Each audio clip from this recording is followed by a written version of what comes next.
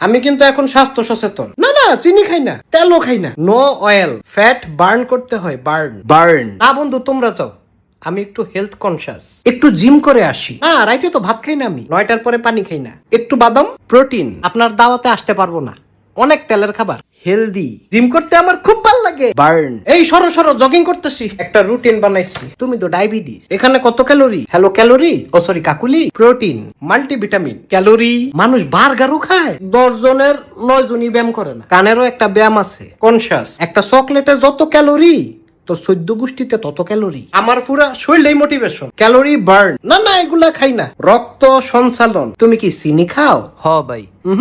তুমি বিষ খাও। তেলের খাবার খাওয়ার লেগা ফোন দিবি না। হেলথ কনসিয়াস, জিব্বার একটা ব্যায়াম আছে। অ্যাক্টিভ, হ্যাঁ আমি তো অ্যাপ দিয়ে সব ডায়েট কন্ট্রোল করি।